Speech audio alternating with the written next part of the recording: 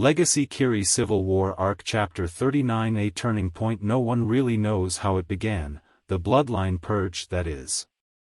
One only knows rumors and whispers that town folk spread around. Some say that Yagura himself suddenly woke up and decided to exterminate all living bloodline users because they posed a major threat to his leadership and regime. Some say that Yagura decided to purge every single bloodline shinobi after the Kagaya attack a few years ago. One night the Kagaya clan decided to simply attack the Mist Village, their own village to begin with. While most shinobi blamed them for being some blood-crazed clan, Yagura persuaded his shinobi to the opposite. Instead of accepting that the Kagaya clan was, for lack of a better word, mental, Yagura spawned the theory that every skirmish and war was because of bloodlines. The bloodline would affect the shinobi, turning them into nothing more than a beast looking for blood and flesh. The people in Kiri were then blinded by their pain and hatred for the Kagaya attack that they believed in their leader without question. And thus began the bloodline purge. For years Yagura and his loyalist army composed of thousands of non-bloodline users started hunting down and killing every single bloodline user they found. That's the reason as to why Kiri was cut off from the other great villages for so many years. They had some internal problems to deal with. The bloodline users were forced to band together and leave the village if they wanted to survive. Terumi Mei rose through the ranks and became the indisputable leader of the rebel side of the army.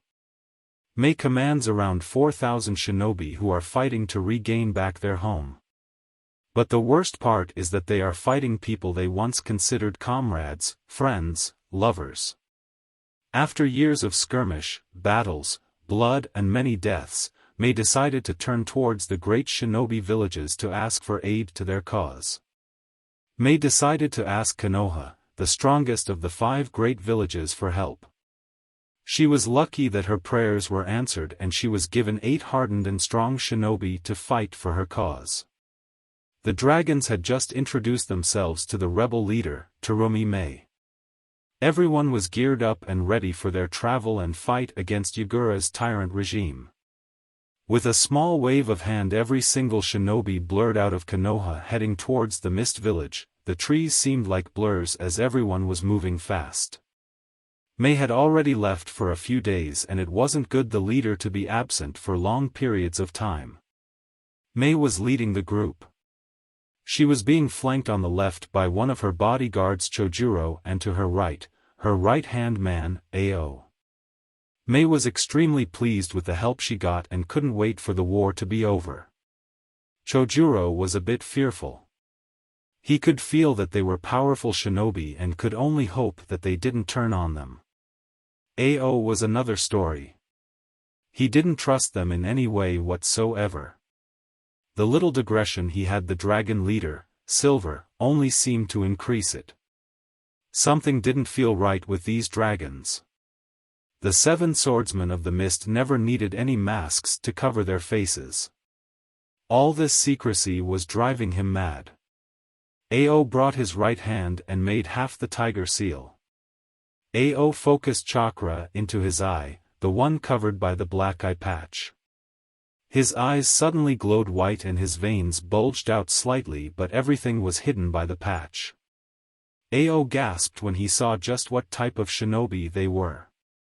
They are monsters, every single one of them, Ao thought to himself, gasping for air, trying to keep his cool and not alert them. Their chakra levels were through the roof. The member with the lowest amount of chakra was the purple dragon and even her had high Kage level reserves. Ao nearly fainted when he noticed just the amount of chakra the leader of the dragons had. The silver dragon's chakra seemed different from the standard, his chakra was brighter than most and his reserves were on par with Bijou themselves. The silver dragon had more chakra than Hoshigaki Kisame, who was renowned as the tailless Bijou. Ao focused his Byakugan in trying to see through the masks and find out the identity of these powerful shinobi. You know, Silver started, you already have something that belongs to Konoha, Don't push your luck by trying to find our identity, Silver said in a monotone voice, making Ao flinch. I don't know what you are referring to, Silver-san, Ao replied as he regained his composure. May just listen to the conversation quietly. Don't play games with me, Silver warned. I know that you have a Byakugan eye behind that eye patch, Silver explained, and Ao's single eye widened. Don't look so surprised. When we introduced ourselves, I believe I explained that half of us are censors. We realized what you had hidden beneath your eye patch the moment you turned it on, Silver explained, and Ao was sweating at this point. Don't misunderstand us, Silver said in a calmer voice. We don't intend to remove your eye, but we wear masks for a purpose, Silver explained, and Ao sighed in relief. I understand and appreciate it, Ao replied, and Silver nodded, turning to May. I believe it's best for us to be informed of your current situation, Silver said, and May nodded, gathering her thoughts. Currently we have around 4,000 bloodline users in the rebel army. Yagura is the Jinchuriki of the Sanbai. He has full control over his bijou and he controls the Mist Village along with near 6,000 non-bloodline shinobi. May started. As you most likely know, Water Country is formed by multiple islands. The biggest island, located in the center of the country, is where the Mist Village is.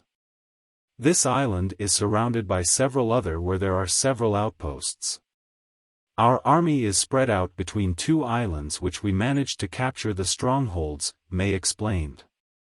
We can't push forward into the main island without taking over the other three remaining strongholds first, and even then it will be very difficult. Yagura has full control over his bijou and can obliterate the army if we attack in numbers. However, there isn't anyone strong enough to face Yagura on his own, not even me, May finished sadly. The rebel set had fought for years but nothing seemed to change. If your main problem is Yagura, then with us he shouldn't be a problem, Silver started noticing the incredulous look on May's face. There was a reason as to why bijou were so important to nations. They were the real army killers. The Jinchuriki, when properly trained, could wipe hundreds of shinobi in the blink on an eye, and they were hard to kill. Our group has 4 seal masters, but above else, Silver trailed off and he motioned Green to do a little show off. Green chuckled and clapped his hands together in the snake seal. A tree popped from the ground, giving Green another step to further his jump. Emokutan would release, May whispered, staring the green-colored dragon. She couldn't see it, but she knew he was laughing like crazy behind that mask. Though only Senju Hashirama could use the Mokutan, May said, shocked by the events. Well, the green dragon can do it just as well as Hashirama could back in the day, Silver replied, chuckling to himself. To think that Konoha had another Mokutan user in hiding, May said, chuckling, not to mention another Senju clan member, May said in afterthought. As you see, the Senju clan is still strong and not some dying breed, Silver explained, chuckling, as he was also member of the Senju clan, but May didn't know that. Hi, May replied, and everyone rushed even faster with renewed spirits. Few days later, Mist Country border, here we are, May said as they arrived near the border. The last few days of travels were uneventful. I advise some caution as we are about to enter the Mist Country and it's still controlled by Yagura, May warned, and everyone nodded. I have a question, the purple dragon said, and May motioned her to go on. Why didn't the water daimyo intercede when this civil war started? Purple asked. I mean, he should know that a divided village would weaken the entire country. It's just by luck that the other nations were still weak from the Third Shinobi War, or they might considered conquering the mist, Purple stated. It was of no use when we tried to talk to the daimyo, May sadly said. This all began when the Kagaya clan attacked. Their members were always bloodthirsty and they didn't seem sane. One day the Kagaya attacked the Mist Village, their own home to begin with. Some members of this clan had a special Kekkei Genkai that allowed them to manipulate bones, May said, but Silver interrupted her. Shikatsumiyaku, dead bone pulls. I killed the last of the Kagayas 3 years ago, Silver said sighing, and May knew that killing was never easy, but knowing that it'd be the end of a clan, it would be worse. Only a few members of this clan were able to the dead bone pulse, but these few were extremely strong and very hard to kill. After the bloodbath, Yagura announced the bloodline purge with the daimyo support. And the rest is history, May concluded, and Ao sighed. I wonder what kind of leader slaughters their own men. While I agree he should protect his own village at any cost, no one in their right mind would do something like this, Green said in afterthought. No one really knows why he chose to do it, May started. Yagura was always a good leader. He was kind and warm to his people, and, even though he was a Jinchuriki, his village still loved him and chose him as their leader, May explained. She as well couldn't understand how someone could change like this, but she guessed that pain can change a lot of things. Pain changes people, Silver said in a monotone voice. Kushina looked towards Naruto with concern. Naruto had told her that in the beginning, Konoha hated him, but she didn't think they were physical towards him. Man. It's foggy, Green said. The fog is a natural defense of the mist country. Our shinobi are born in it and, as such, they are used to living in these conditions, May explained, and Green nodded, although he already knew that. This damn country is still foggy, even after so many years, Green thought. Sizzle. Trap, Silver yelled, and everyone jumped away and landed together nearby. Boom. The place where they were exploded, blowing away the mist and creating a crater on the ground. Suetun, Mizurapa, wild water wave, multiple voices shouted. Everyone looked to their sides to see a gigantic water wave coming to crush them all. Brown, Silver yelled, and Brown, Gara, nodded. Sand started flowing from inside his seals and created a protective dome around them. The water crashed against the sand and did nothing but shake it a little bit from the impact. Once Brown had let the sand down, a group of shinobi jumped in front of May and the dragons. Looks like the information was right, the apparent leader of the group stated. You really went to recruit more monsters to fight, the leader said, scowling. How did they find out? Ao asked, confused. You most likely have a spy in your army, Silver stated, getting ready for combat, his eyes glowing red behind his mask. The enemy had severely underestimated them. They had sent a mere 10-member ambush squad against 11 trained shinobi. Katan, Goka Makyaku, Great Fire Annihilation, Silver said as his hands blurred towards the horse seal. He unleashed a wall of flames against the opposition, who scrambled to get away from the flames. Futon, Daitapa, Great Breakthrough, Purple said, taking a deep breath and releasing a gust of wind, powering up the flame's speed and intensity. Attack formation E, Silver stated, and every dragon nodded, going to their respective positions. May, Ao, and Chojuro just watched from the sidelines Konoha's elite fighting force at work. The opposing Kiri shinobi knew that they could never get away from the wall of flames. The range was simply far too great, and even more once powered by a wind attack. Suetun, Suijin Hiki, Water Wall, the Kiri force shouted as they unleashed water from their mouths to counteract the fire. Naruto's fire attack was simply too strong to be stopped by standard water defensive techniques. The fire easily evaporated the water and bypassed their defenses. 2 unlucky Kiri shinobi were used as meat shields, while the others took the opportunity to jump away. Sand binding, Brown, Gara, whispered as he crouched, placing his hands on the ground. Chain style, Chain Forest, Red, Kushina, whispered, crouching on the ground as well. Mokutan, Would Release, Piercing Stakes, Green shouted, and he clasped his hands together. Several trees sprouted from the ground and blurred towards the shinobi opposition. The Kiri shinobi tried to jump away but found themselves with their feet trapped. They looked to the ground to find sand and chains wrapped around their feet.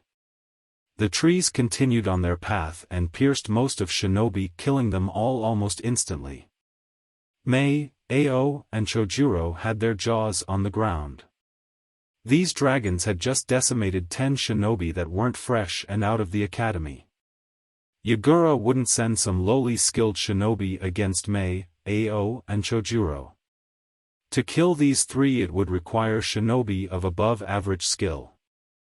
That was over way too quickly. I didn't even get to use my sword. Red, Kushina, pouted while Silver noticed one shinobi who managed to survive and jump away trying to get away.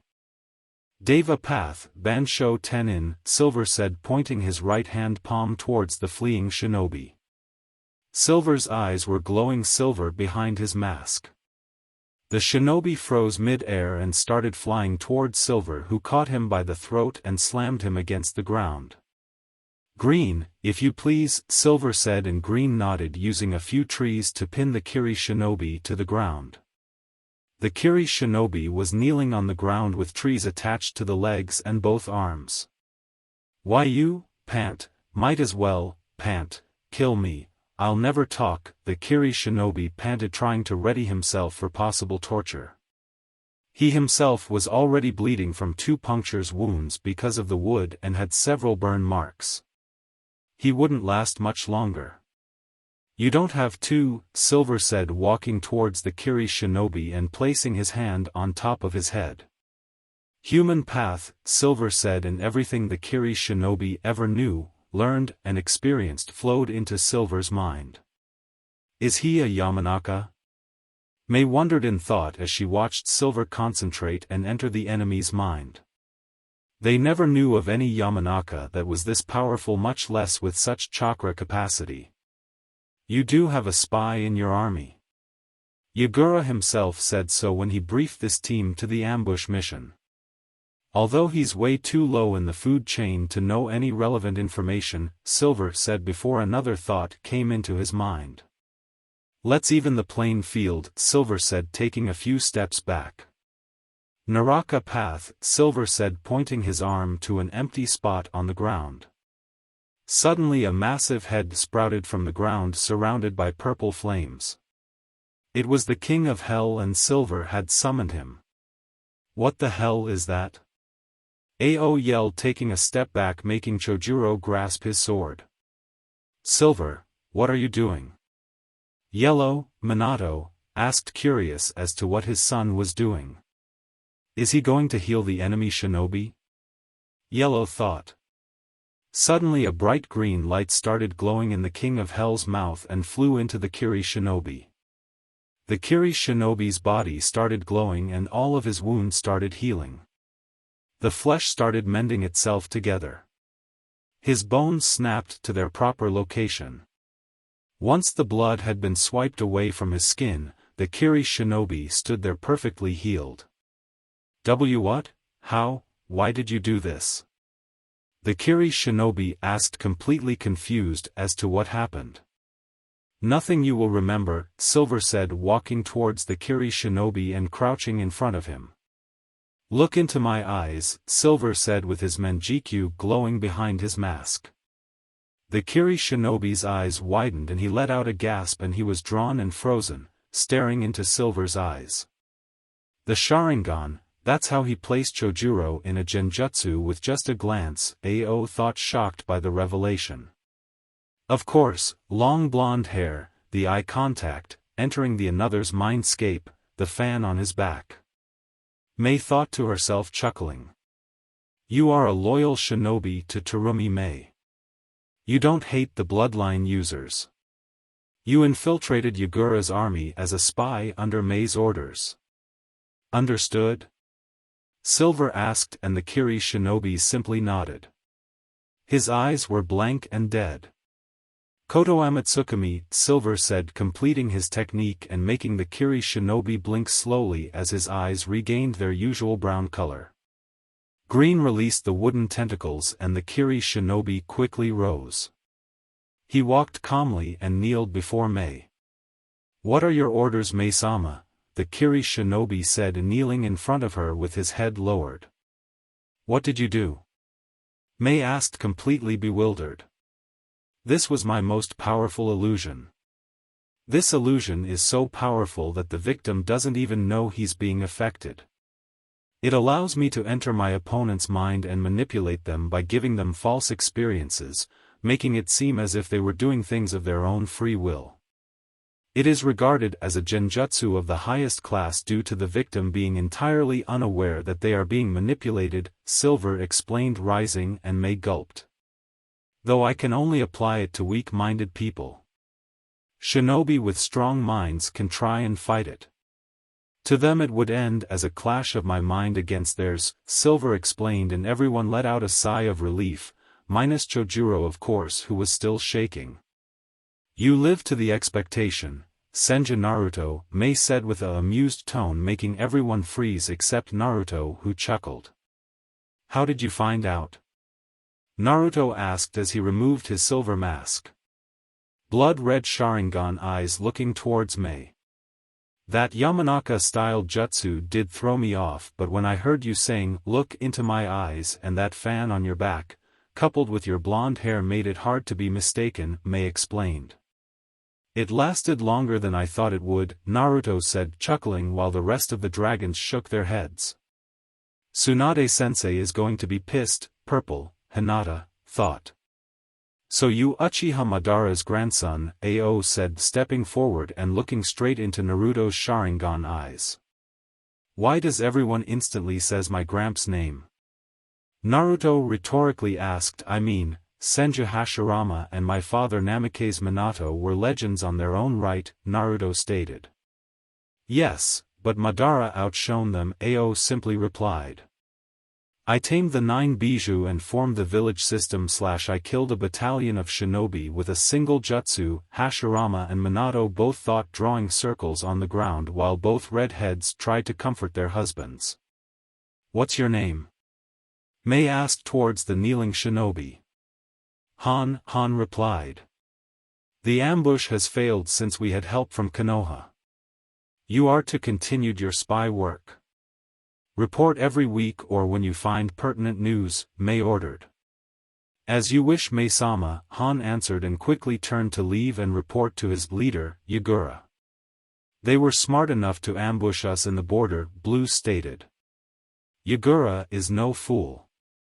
Even he knows that he can't face Konoha as of right now, and ambushing us in the Fire Country territory could be a deadly mistake, May replied. Let's continue. We are close to our main base, May said, and everyone nodded. Few days later, during the last few days, everything changed in the Mist Country. Everyone in the rebel side was extremely pleased to see the help that Konoha had sent them. Senju Tsunade had even sent her own grandson, Senju Naruto, to help. Not that the others' dragons did nothing, but they needed a public face strong enough to boost the morale. And who anyone better than a member of both the Senju and Uchiha's clan? The rebels had come out on top of every single skirmish during the last few days. Due to Naruto, Yellow and Blue's space-time techniques, they were able to be present everywhere. Every battalion was gifted with kunais, each one keyed to either Naruto, Yellow or Blue. So when the battalion was in trouble with their battle front, they would throw the kunai into the middle of the enemy. Several flashes later and the skirmish was won. Coupling everything with Hinata's remarkable medical capabilities, the war had shifted with the rebel getting the upper hand. Slowly but surely, the rebel side began pushing the loyalists back on all fronts. It was time to start conquering the 3 remaining strongholds so that they could start pushing towards the Mist Village itself. May and Ao were standing in the middle of a room with several cartographic maps, planning the resistance's next move. How is the approach looking? Naruto asked as he came into the room. Not good at all. These forts were built to last and withstand heavy siege, May said, sighing. I could blow it up from a distance, Naruto said, and Ao looked at him like he grew a second head. What? Naruto asked rhetorically. I'm the Jinchuriki of the Kyubi no Yoko. I can send a tailed beast ball and blow the stronghold sky high, Naruto explained, and Ao's sweat dropped. I would like to have my village in one piece when we are done with this war. Thank you very much, Mei stated, and Naruto chuckled. Each stronghold is built to be both a prison and an impenetrable castle. The walls are of hard stone and the gates are made of chakra-reinforced wood, Mei explained. Can't we just climb the walls? Naruto asked, but Mei shook her head. Due to this country's climate, those walls have small layers of water, making it very difficult to climb. To ordinary shinobi, the chakra control required is very high. Besides, they have sentries on every tower 24 hours a day. They would spot us a mile away, Mei answered, nursing her head. Storming these strongholds was always a pain in the butt. They managed to get the last two by overwhelming them with numbers. How about we go from underneath with a few Doton users? Naruto asked, but Mei shook her head once again. Then I'll go in alone and open the gates from the inside, Naruto said as he memorized the terrain from the map using his Sharingan. I don't need to climb walls to enter the fort, Naruto said, and Mei raised an eyebrow. My space-time techniques are on a whole new level. I can easily walk through walls and other barriers, Naruto explained, and to demonstrate he started sinking into the ground and reappeared behind Mei. Send yellow and purple to the other strongholds while I take the main one.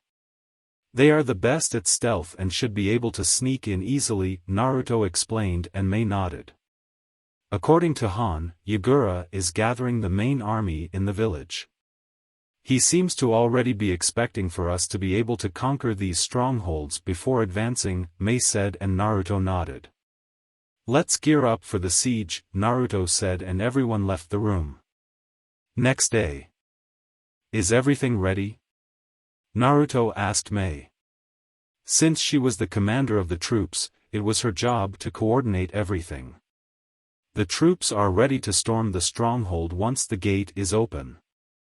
They are about 500 meters away from it, shrouded by the mist, Mei explained, and Naruto nodded. Yellow, purple, Naruto called out, get ready. Coordinate your siege with Ao and Chojuro, Naruto said, and they both nodded. Naruto then turned to the rest of the dragons. Red, green and blue, you are with the Ao's troops into storming Yellow's stronghold.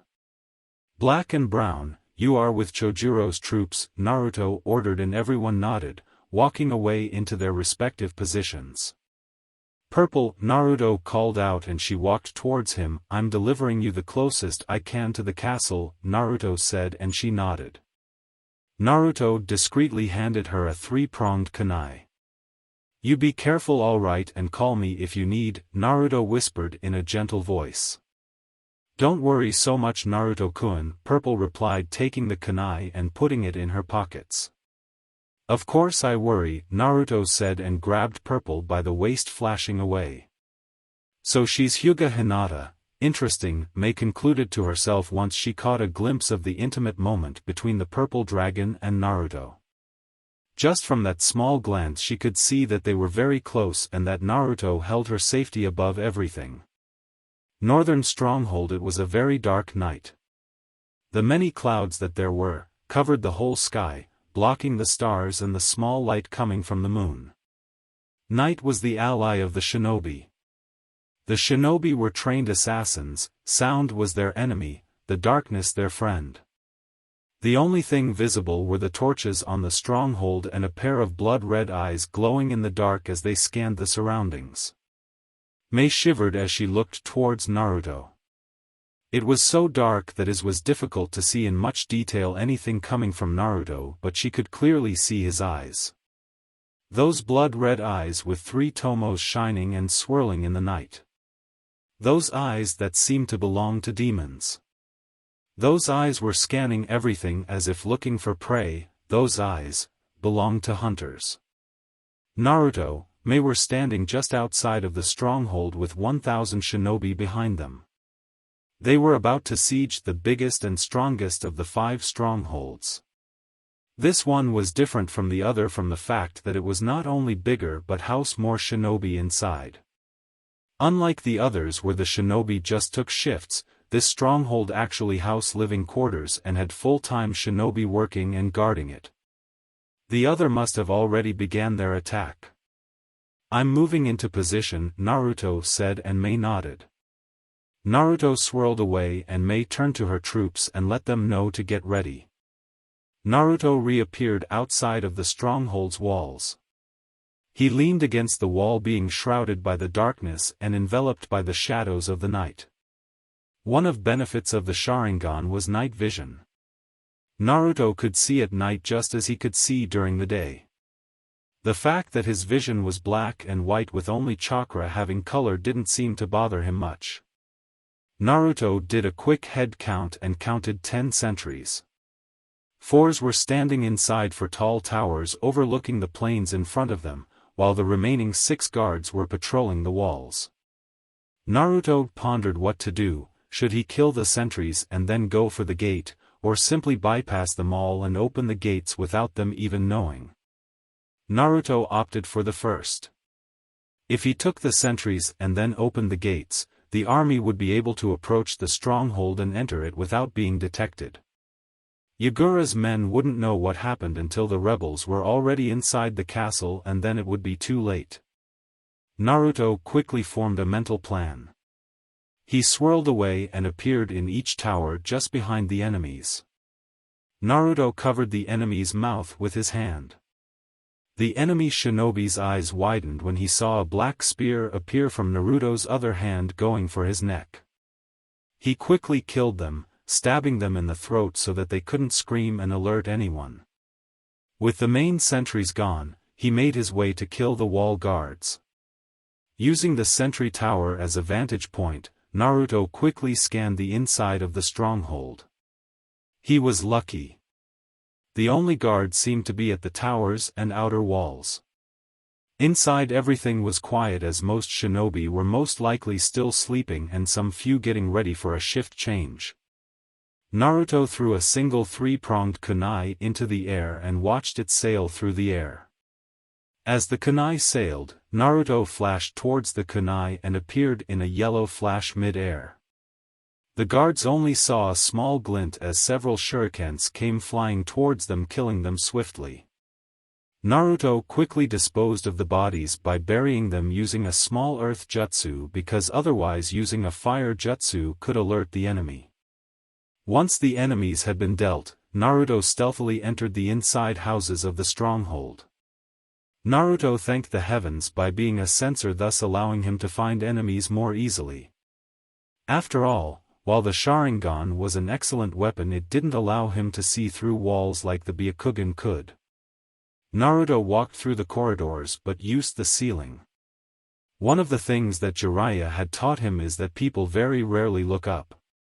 Naruto quietly chuckled when he saw a patrol of 2 shinobi just walk by without even detecting him. Naruto saw some lights coming from one of the rooms of the hall. Naruto used his Kamui and phased through the walls. He ended up in the medical ward of the room. Keeping inside of the wall, he noticed that were a few guards in the room, which didn't make sense to him unless the medics were prisoners and working against their will. Couple that with a heavy atmosphere and the smell of fear, and Naruto was certain of that. Naruto made a single shadow clone and positioned him behind the other guard, as Naruto wouldn't be able to take one out without the other noticing it. Thump. Every medic inside the ward turned around to see both guards plummet to the ground. They were shocked to see a blond man with Sharingan eyes standing in the middle of the room. Every medic took a step back, thinking they were about to suffer the same fate as the guards. "I can get you all out of here," Naruto said, looking at them. "There are about 10 medics, all dressed in the standard white garb. We are about to storm this stronghold, and in the midst of the fight you might get killed," Naruto explained, and one medic took a step forward. "Thank you for saving us," the woman said. She had an apparent normal face with dark hair and pitch black eyes. "My name is Now," said, and Naruto nodded. Naruto created a shadow clone and gathered all of the medics in one small group. In a single flash of yellow everyone had left. Naruto made a few shadow clones and had the hinged into the medics and the 2 guards to make sure that if someone appeared they wouldn't suspect anything. Outside with Mei was startled by the sudden yellow flash that appeared right next to her. Mei turned to see the new coming and noticed it was Naruto and what appeared to be 10 medics. They were prisoners being forced as medics. I'm just a clone that was sent to deliver them. Boss is almost at the gate, Naruto said, and Mei nodded as Naruto dispelled in smoke. Show them to the medical stations, Mei ordered, and the medics were led towards the medical tents. No one ever noticed the small smirk on Nao's face and the glow of red with black markings appearing in her eyes. Back in the stronghold. Once Naruto had left the medical ward, he continued through the long corridor until he found the exit that led to the outer ring of the stronghold. Naruto looked forward and spotted the gate a bit far away. He contemplated what method he would use to open gate, as it didn't seem particularly easy. The gate had heavy weights and it would require at least 3 people to open it. Mei was right when she said that the gate was reinforced with chakra, as Naruto could see small traces of it running through the wood. Naruto wanted to open the gate without making noise because it would make the rebels approach easier. No other way, Naruto said as he swirled away and arrived near the gate. Naruto placed his hand on the wood and a large array started crawling from his hands and spreading through the wood. By the design it was a standard explosive tag but magnified a few times. Naruto finished the seal and pumped chakra to charge it up. Naruto swirled away to safety and braced himself. Naruto made a singled-hand seal and the gate started to glow. The gate exploded with the wooden doors being blasted away from the stronghold. Every single shinobi inside the stronghold was woken for the sound of the explosion, and surely, moments later a loud siren started echoing through the night. That was enough sign for Mei to order her troops to move forward. Charge! Mei yelled as she and all of her troops suddenly jumped out of the mist and started running full speed towards the castle. Not even 5 seconds later and the stronghold was being swarmed by 1,000 fully armed shinobi. Loud explosion and the sound of metal clashing was heard through all of the stronghold. Mei, Naruto said as he jumped from the walls and rendezvoused with Mei. Take a few hundred shinobi. Circle the castle and infiltrate from the back gate, Naruto said, and Mei got confused. There is no back gate, Mei stated. I made one, Naruto seriously said, and Mei's eye twitched. It's a small hole. You can fix it later, Naruto explained, and Mei sighed. Platoon A to D, come with me, Mei ordered and circled the castle and stormed it from behind, sandwiching the enemy behind 2 fronts. Well, Naruto heard and turned to meet on Kiri shinobi who seemed to be unaffected by the pandemonium running through the base. We meet at last, Senju Naruto, the shinobi said. And you are? Naruto asked, looking intently at the man. He wore the standard Kiri with the flak jacket, and pinstriped leg and arm guards. Where are my manners? My name is Toshio and one of newer members of the 7 Swordsmen of the Mist, Toshio said as he took out a sword from behind his back. It was one big cleaver to make it simple. I see, Naruto said, channeling chakra to his wrist seals and his old Shakudo popped into existence. I always thought that the Senju clan was overrated. After all, the strongest clan was decimated during the First and Second Shinobi War while the weakest ones lasted, Toshio taunted, but the taunt was met with an emotionless and serious face. Show me what you are worth, Senju Naruto, Konoha no Raijin, son of the Kuroi Senko and grandson of Uchiha Madara, Toshio yelled, running towards Naruto with his cleaver held up high. Naruto quickly analyzed the enemy with his Sharingan and could see that he was nothing than a mere jounin with standard chakra reserves. I guess the swordsman title went over his head, Naruto thought to himself, and thanked the heavens for him having Hinata. Otherwise he would go all god on other people. Toshio brought down his giant cleaver trying to split Naruto on half but only caught Naruto's afterimage. Toshio only knew he missed when his sword hit the ground. Toshio turned around and used the flat side of his sword to block a horizontal slash from Naruto. Chidori Nagashi, Naruto said, and his sword and hands sparkled with electricity. By both swords being made with metal, Naruto's electric attack got transferred toward Toshio and made him spasm. He jumped up and back with his hands smoking. Toshio placed the sword on his back and started going through hand seals.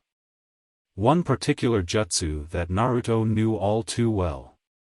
Kirigakure no Jutsu, hidden mist jutsu, Toshio said, and the grounds where they were fighting became all covered in mist. This is the end, brat, Toshio said as he disappeared inside the mist. Naruto just shook his head and stayed relaxed in the same place. Why bother moving at all when you can't see half an inch ahead of him? Naruto quickly knew that Toshio was an amateur at the art of silent killing. Naruto could hear him breathing for the love of God. Naruto was getting bored by the fight and decided to end it when Toshio made his move. Die, Toshio yelled as he appeared behind Naruto with his cleaver getting ready to cut Naruto in half. And cut he did, or so he thought as he watched the blade pass through Naruto and exit at the other end. What are you? Toshio yelled. Naruto turned around and locked eyes with him. Toshio stared at his manjikyu blazing and he never knew that it was the last thing he would ever see. Your end, though I won't kill you. You seem pretty high up in the food chain, so you might know some valuable information, Naruto said as his manjikyu glowed. Toshio was completely absorbed into Naruto's eyes in matter of seconds. Let's get this over with, Naruto said and blurred towards the corridors and halls, killing everyone that got in his way. Katan, Goka Makyaku, Great Fire Annihilation. Raitun, Raryuden, Lightning Dragon. Suetun, Suryuden no Jutsu, Water Dragon. Naruto unleashed jutsu after jutsu, decimating everything in front of him. No one could stop his onslaught of jutsu.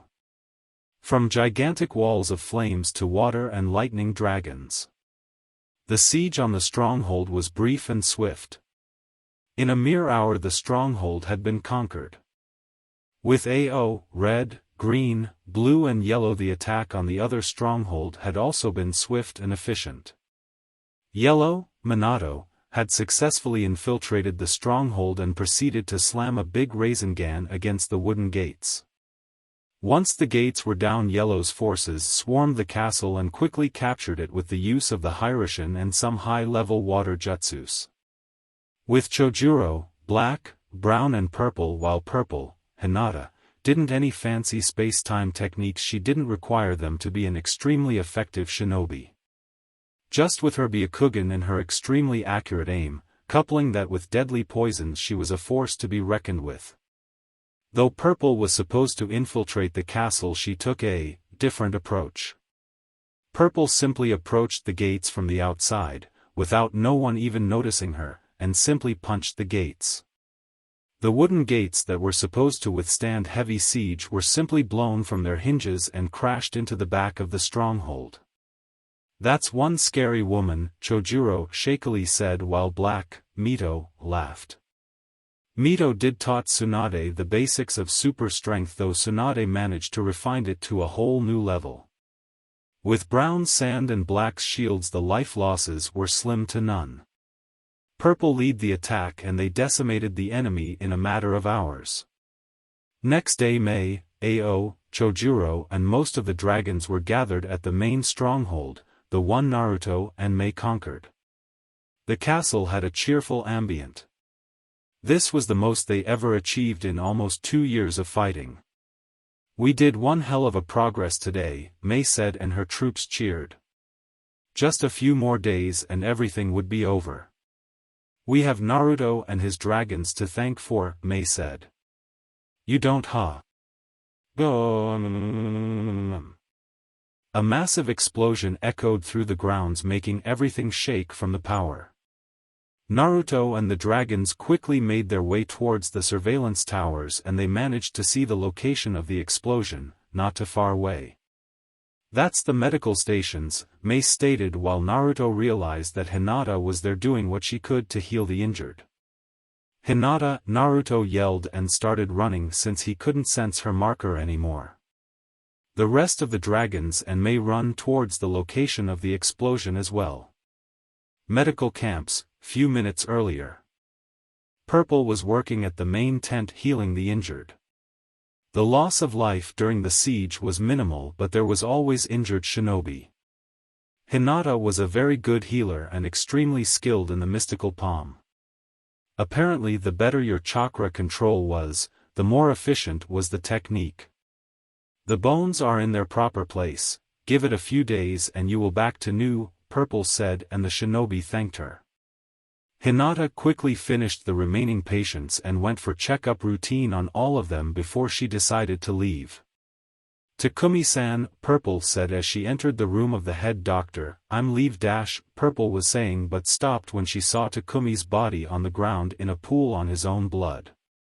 Purple quickly rushed him only to find out he was assassinated if his slit throat was anything to go by. Hinata activated her Byakugan just in time to see a hail of kunais and shurikens being thrown at her.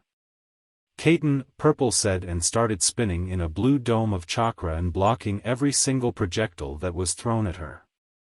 "Would you look at that?" Now rhetorically asked as she jumped down from her hiding spot, landing in front of Purple smirking. "I get to kill a Hyuga," Now said grinning. "Now, why are doi dash?" Hinata was about to ask what was going on when she looked to Nao's eyes. They were blood red with 3 black tomos. "Sharingan, how is that possible?" Purple whispered with her mind running a mile per second. "You can't be an Uchiha, it is not possible. The only remaining Uchihas are Naruto, Sasuke and that Toby fellow," Purple explained not mentioning Minato's name. "I don't know anything about that," Now said chuckling as her Sharingan started spinning gaining a completely new appearance. What was once the standard Sharingan now looked like a vortex and given the fact that the Sharingan was spinning, it gave the effect of drawing purple to her eyes. "A Manjikyu," Purple said as she broke the trance from looking at her eyes. "Yes dear. A eternal Manjikyu Sharingan, you stand no chance," Now said as she smirked. Now blurred through hand seals and took a deep breath. "Katan, Gakakyu no Jutsu, great fireball technique," Now said and released a fireball towards Purple.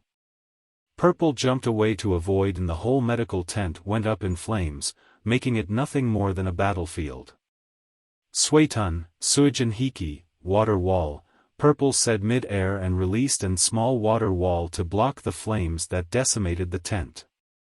"Suetun, Suryuden no Jutsu, water dragon," Purple said as she used the water she expelled from her mouth and formed a water dragon. The dragon rocketed towards Now but it was countered by a fire dragon that nullified her attack. "You not bad for a medic," Now taunted as the steam began to spread, lessening its thickness. Purple dashed towards Now who smirked and got ready to face the Hyuga in battle. While Now knew that you should never face a Hyuga in taijutsu, she was an Uchiha. Purple and Now met halfway and began exchanging multiple punches and kicks. They were just trying to get a feel for their opponent. "Let's up this, shall we?" Now said as her eyes began to glow. Hinata had no choice but to disable her Byakugan. If Hinata had her Byakugan active, there was no way she could avert from looking at the Sharingan. "Amaterasu," Now said and Hinata erupted in black flames. Now smirked but quickly dropped it when Hinata burst at water. "Tsutenkyaku, heavenly foot of pain," Purple said as came down from the sky with her leg raised, ready to strike. Now's eyes widened when she the chakra build up in her leg and had no choice. Now's eyes glowed once again, she jumped up and back, coiling herself as a purple ethereal ribcage appeared around her. Hinata's heel connected and the ground erupted from the attack. Now was blasted backwards and crashed into the ground, making her Susanoo crack. "You really are something else. If I didn't have this you would have won," Now said as her Susanoo started reforming and completely erased the cracks.